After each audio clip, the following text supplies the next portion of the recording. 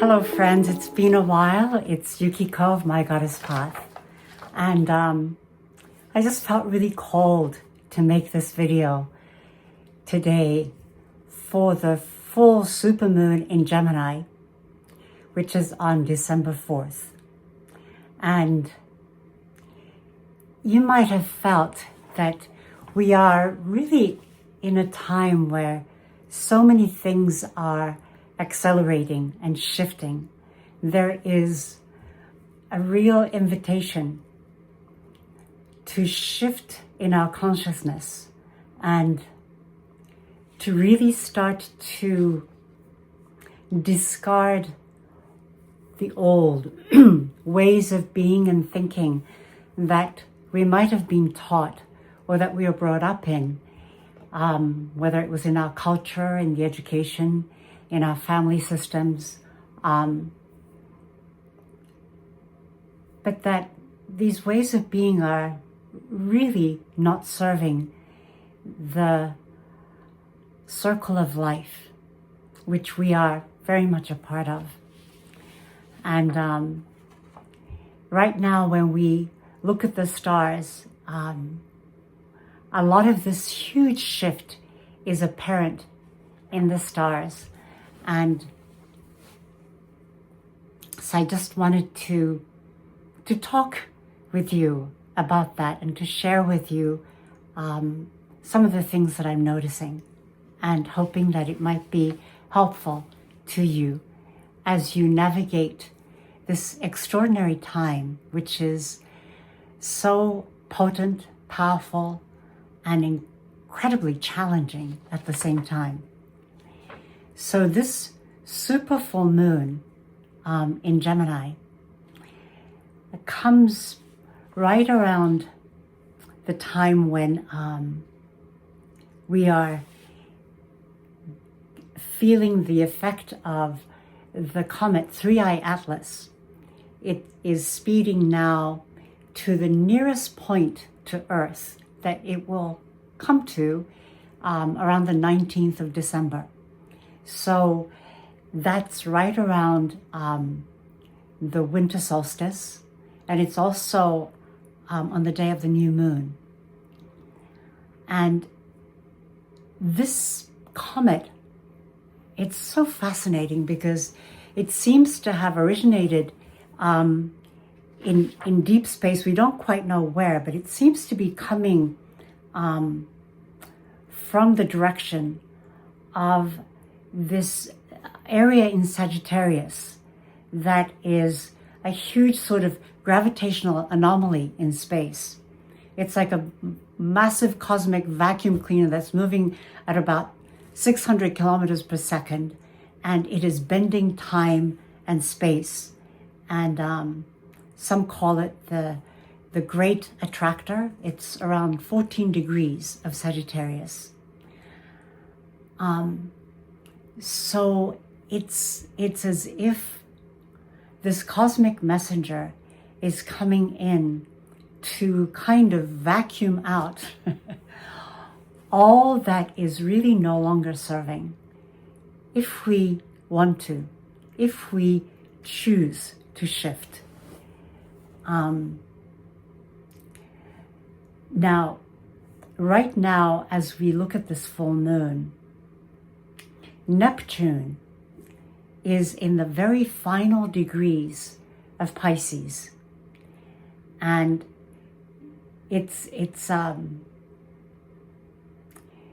a place where, you know, Pisces is the very last zodiac in the wheel.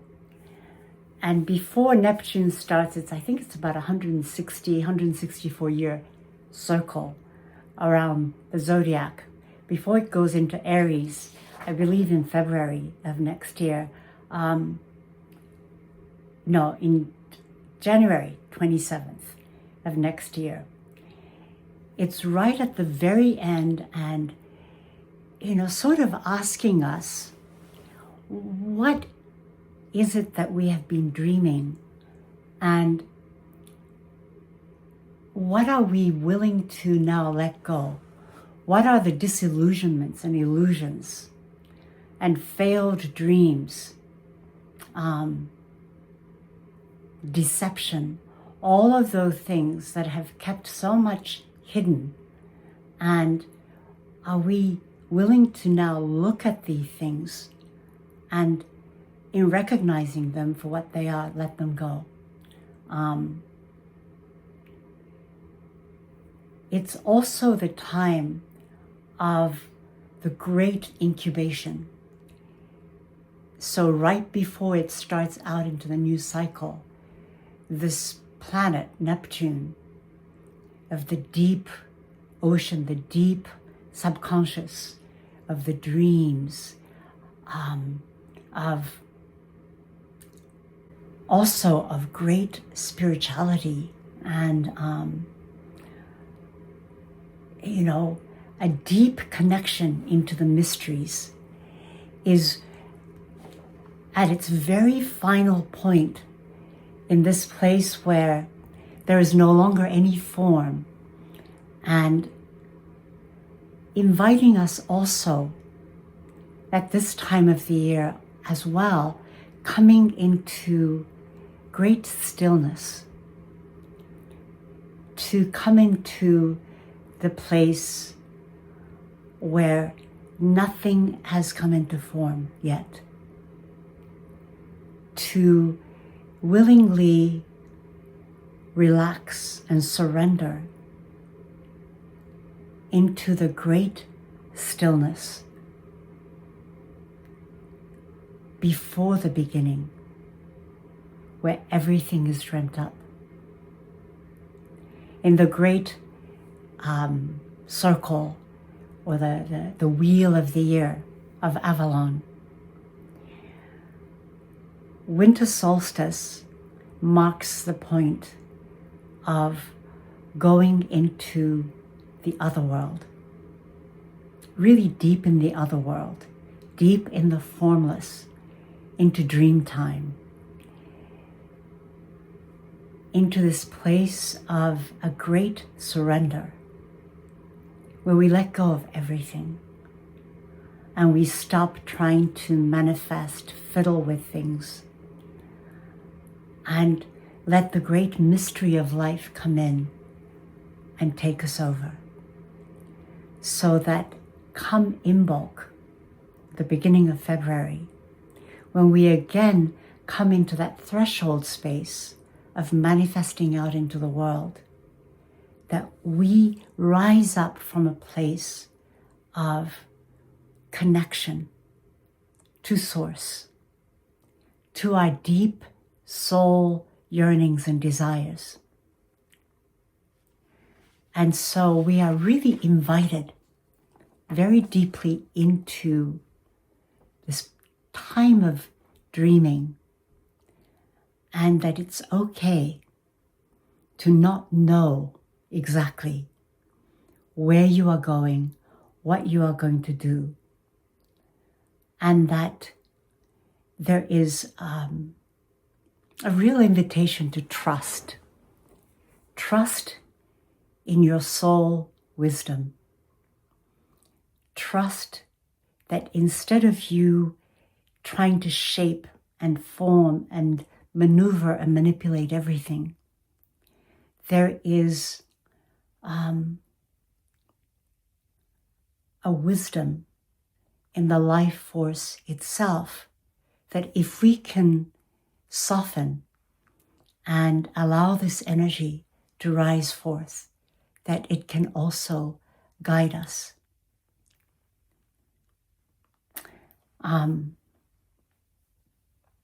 So right now is a good time to pay attention to your dreams. I've been having a lot of dreams, a lot of very strange dreams. And I can feel that there's a great deal of churning and releasing. So keep a dream journal if that's possible for you. And let this time when the veils are very thin, that you can really connect in, that you can sink into your soul sphere, the source sphere, and really receiving the messages from there. Many of the planets are right now in mutable signs, meaning that things are changeable. They're very flexible. And it might feel unsettling, especially if you are very used to having very concrete goals and signposts and different things. But reality is shifting. And so it's an incredibly potent time of creativity. Spending the time in stillness, spending the time to journal, to dream, to paint, dance, sing, walk into nature. Let yourself be led, be guided, and not making sense. Sounds like a talking head music. Not making sense might be a good thing at this time. So the full moon is in Gemini. Now, Gemini is, as a sign, it's very restless, busy. It is ruled by Mercury. It's all about communication. In the shadow characteristics of Gemini can be very scattered and kind of hyper.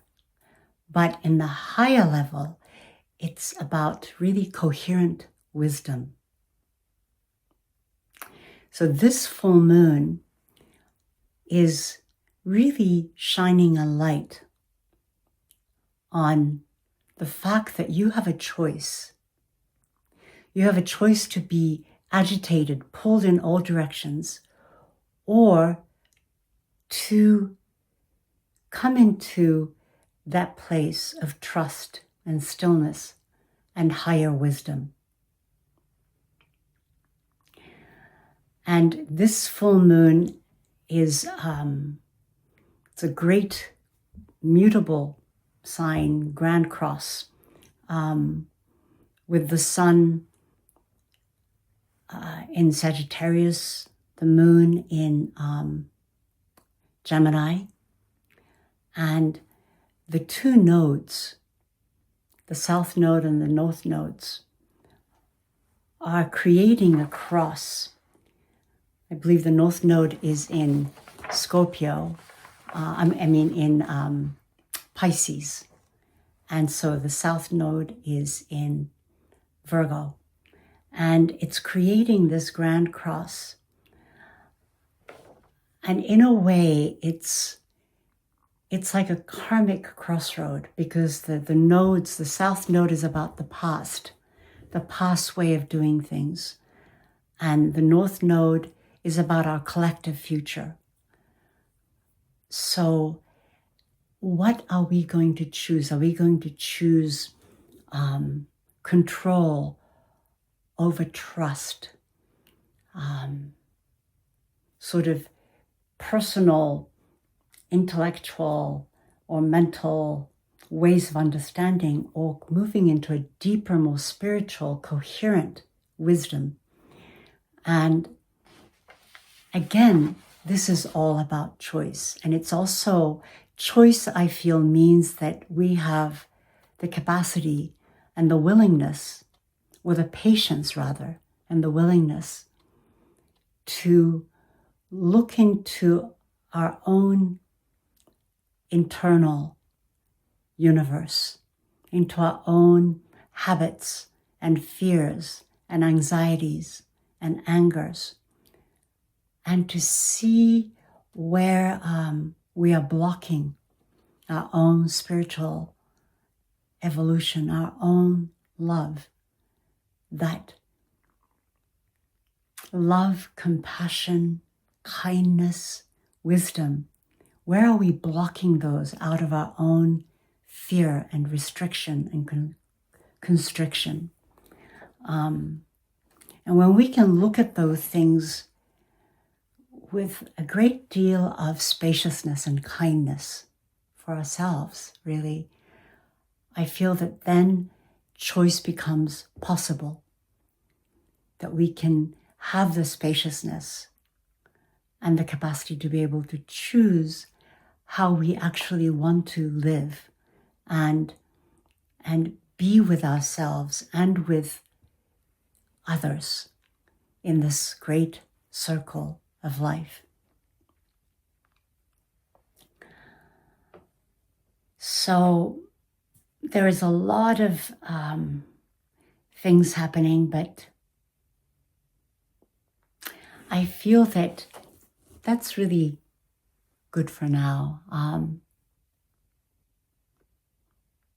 The North Node in Pisces is also bringing into being Christ consciousness. And when I speak of Christ consciousness, it's not about Christianity. It's really about this consciousness and awareness of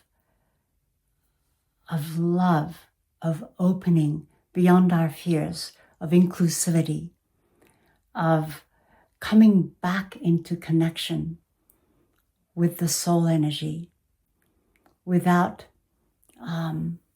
so much judgment and fear, and all of it based actually really on our personal fears.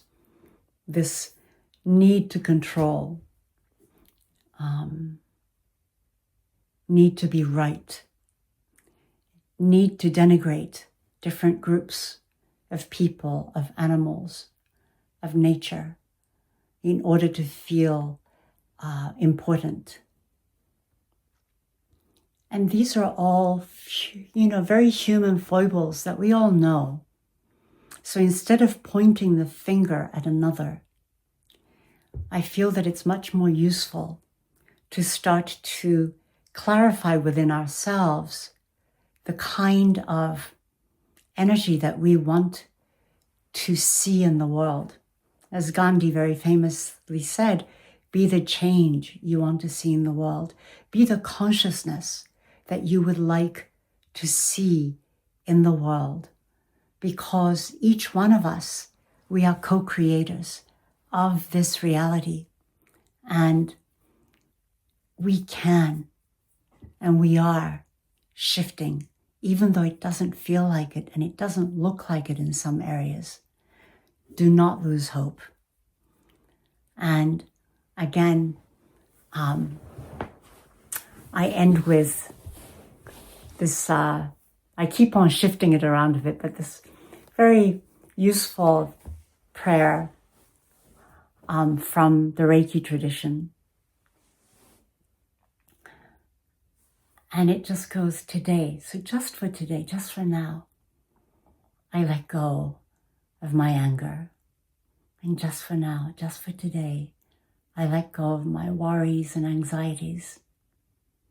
And I am deeply, deeply grateful for everything. And I devote myself to the unfolding of my Dharma and my work in this world. And I relate to all beings with loving kindness, including myself. So for the next few minutes, I would like to send you some Reiki.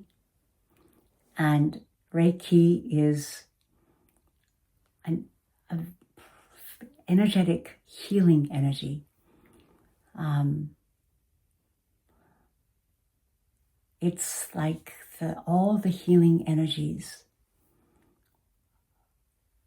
of source, of life itself. And it will not harm you. It will not try to shift things that you don't want shifted. And it is for your wholeness and health, mentally, physically, emotionally, spiritually, energetically. And if you do not wish to receive any of it, then Thank you. And I'll see you next time. If you would like to receive it, just stay on. And all you need to do is relax. Here we go.